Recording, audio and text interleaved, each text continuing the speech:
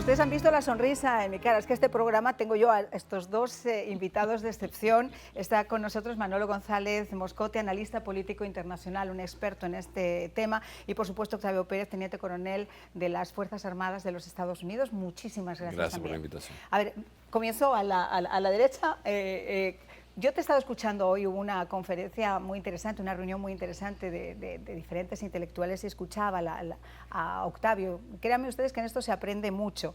Y prácticamente todo lo que estabas comentando es cuál sería esa motivación final por la que Rusia decide en este momento tan preciso hacer una cosa como esta. Lo que hizo posiblemente era para ver cuál era la reacción norteamericana.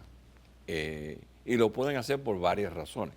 Número uno, no hay un avión norteamericano en el Mar Negro. El Mar Negro está gobernado por dos leyes internacionales. Una que se llama UNCLOS, que es de las Naciones Unidas, que nada más que rige todo el manejo de naves en el Mar Negro, y una más vieja que es el Montreux de 1936, en el cual los turcos tienen la potestad de cerrar el estrecho de Bósforo y nada más que permitir a 6 países que sí tienen fronteras, de los cuales uno, que es Georgia, lo perdió porque Rusia anexó a Braxia en el 2008. Entonces, son técnicamente 5 países que pueden tener navíos de combate. Sí se permitió en un momento el año pasado entrar, pero hay una restricción de 21 días. Entonces, los rusos se atreven a hacer esto. Nosotros llevamos volando estos drones todo el año. Esto no es nuevo. Claro, porque uno se pregunta por qué ahora. Y antes de la guerra también, desde el 2014. Yo creo que antes incluso del 2014, de la anexión de Crimea, ni siquiera con esta invasión Esto ha sido de Rusia cat and mouse toda la vida, el gato y el ratón persiguiéndose.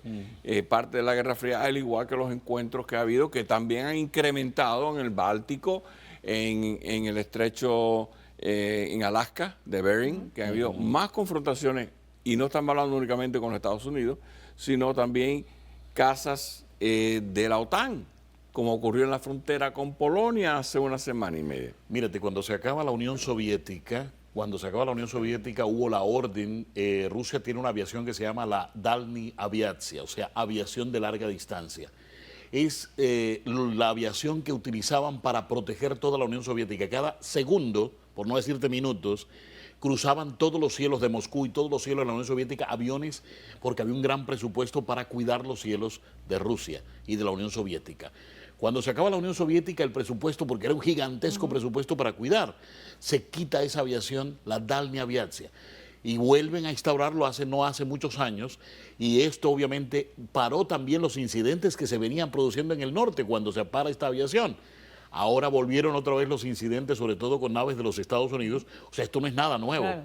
Esto no es nada nuevo. Se producen estos incidentes periódicamente, y por eso se necesita una coordinación internacional para que estos vuelos no tengan ningún problema. Claro, pero ha habido acciones de estas características, pero en este contexto, en este momento, y además precisamente con esa repartición unilateral de las áreas, como yo estaba diciendo, de que usted ahora ya no puede sobrevolar para acá porque esto ya es mío, esto está anexionado a mi territorio, pero lo dice Rusia, no lo dice nadie más, no hay ningún mapa, ni ningún lugar. Pero el problema es que estaba definitivamente en aguas internacionales. Lo que pasa es que este Reaper, la gente tiene que entender, tiene una capacidad, una plataforma de un radar ASC, que tiene un alcance de 57 millas náuticas.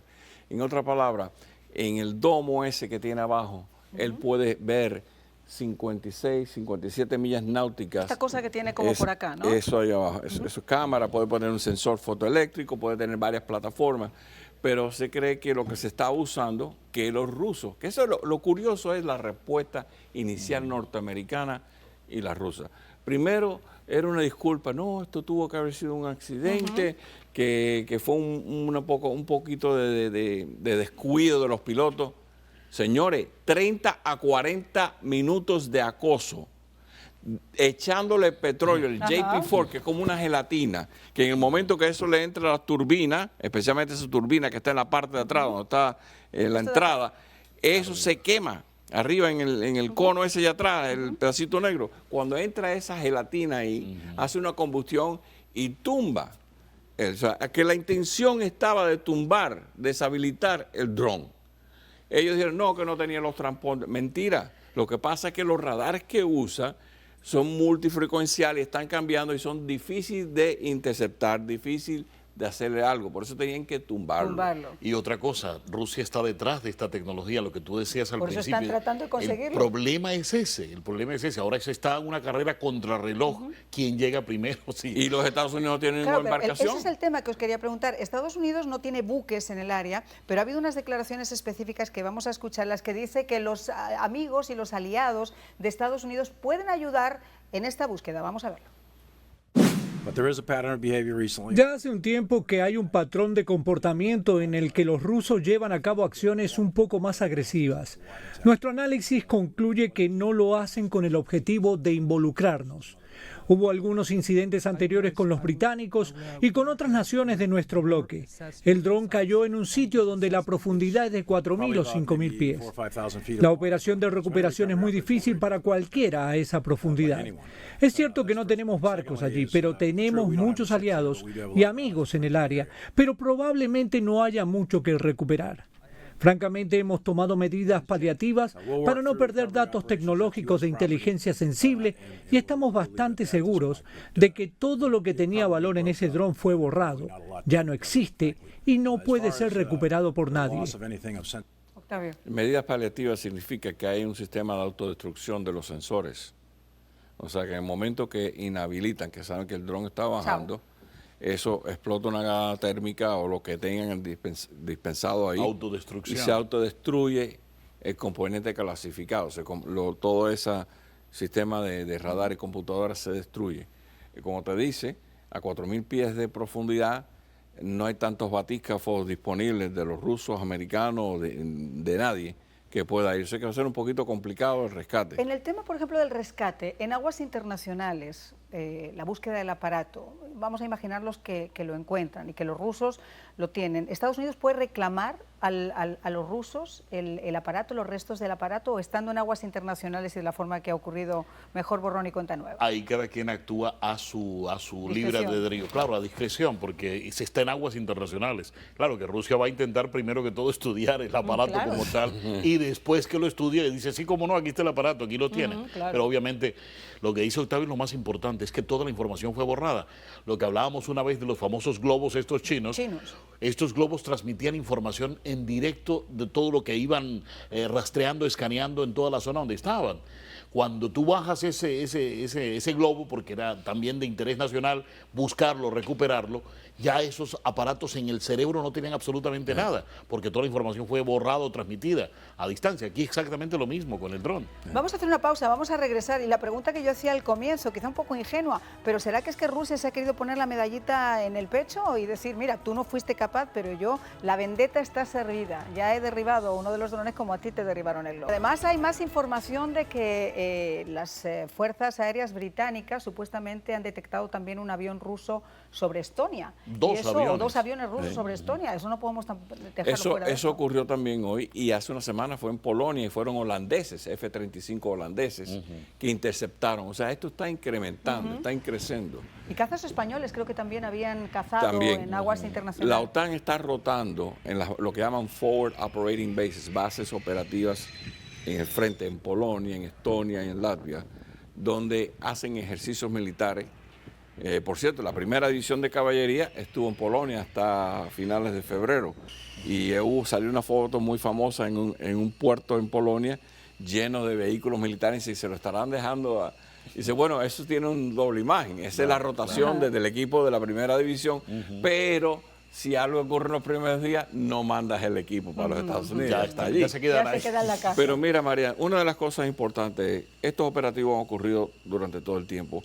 Estos drones sí se les da la responsabilidad de haber sido instrumental para el ejército y la marina de guerra ucraniana, que está totalmente decimada, en el hundimiento del Moskva, o se llama el Moscú, en los ataques a la base de Sebastopol y en muchas otras cosas que están ocurriendo en la provincia de Crimea. Ellos están perdiendo el combate en la tierra, pero ellos todavía están empecinados de abrir un frente y hacer un ataque marítimo a Odessa o en alguna parte para divertir. ¿Por qué? Porque no pueden tener ganancias en el terreno.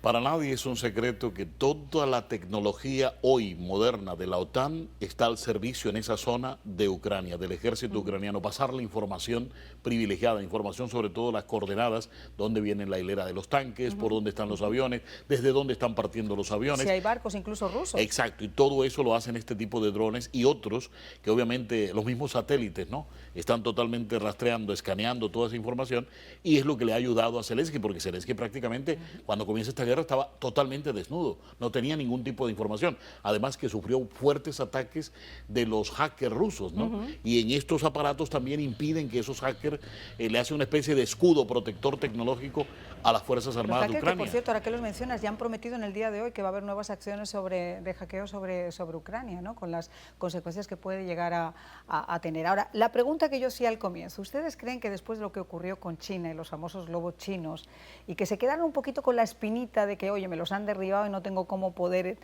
¿Ustedes creen que ahora que Rusia necesita ese apoyo de China, que al final del día es uno de sus grandes, o quiere tener como aliado, esto puede tener algo que ver? Bueno, en parte sí, pero lo más importante es, no están teniendo los avances en Bakhmut, no están en Valdehar, en ninguna parte del territorio nacional. El fango no se va a ir hasta dentro de mes y medio que se solidifique y se seque el terreno después de la primavera, llegando más hacia el verano, lo que quiere decir que no hay operativo, no hay suficiente. Hemos visto que están reabasteciéndose con T-62 modificados porque no tienen los suficientes tanques. Entonces, la otra opción es una operación naval y para eso tienen que dispararle a estos drones para que no haya esa comunicación. Ahora, la realidad es, ¿qué van a hacer los americanos? Ya dijo el gobierno americano, vamos a seguir monitoreando y mandando drones, que esa es parte de lo que ellos esperaban. ¿Cuál va a ser la respuesta de la OTAN y de los Estados Unidos? Ahora, de eso hay un componente social. ¿Qué está pasando en Rusia internamente? Rusia ha dejado de percibir el 40% en su presupuesto de la venta de los combustibles y todo lo que tenía previsto, no solamente con Ucrania, con lo que tenía con toda Europa y en general en el mundo, sus negocios. Tú sabes lo que es el 40% de tu presupuesto. Todos los problemas sociales en Rusia, dentro de Rusia, se han visto quebrantados en este momento. Eso le está ocasionando un problema social a Putin interno también.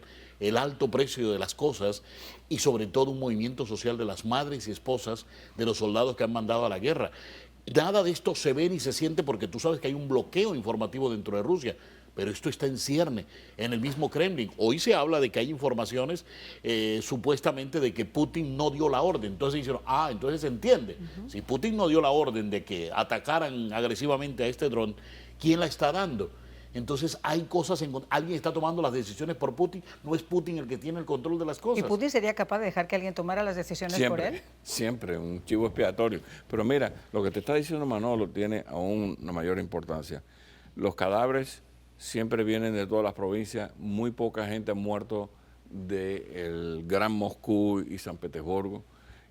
Cuando empiezan a llegar las madres que han ido al frente de batalla a recuperar los cuerpos de sus hijos. Los han estado quemando, han llevado incineradoras al terreno de batalla y han estado incinerando cadáveres. Y eso va a colarse ahora entre ahora y el verano. Y como te dice Manolo, el problema tiene mayores repercusiones, no únicamente cuando estás oyendo a un individuo que supuestamente era su mano de Prigozhin, que es de Wagner, diciendo que lo están abandonando en el campo, que si no es un descuido total, es un abandono a sus soldados en Bakhmut, porque no le están dando el armamento que le prometieron en febrero. Vamos a escuchar qué fue lo que dijo Lavrov. He escuchado a representantes del Pentágono y del Estado Mayor Conjunto decir que Estados Unidos continuará volando a donde le plazca. Ellos ignoran por completo que después del inicio de la operación militar especial, nuestro ejército declaró que las áreas relevantes del Mar Negro, adyacentes a nuestra costa en ciertos lugares, tienen un estado limitado para el uso de cualquier avión. Y esa ignorancia desafiante sugiere que la parte estadounidense está constantemente tratando de buscar algún tipo de provocación para intensificar su confrontación, y eso es irresponsable. Cualquier incidente que provoque enfrentamientos entre las mayores potencias nucleares del mundo siempre supone riesgos muy graves. Tienen que entender eso. Manolo, ¿tu reacción?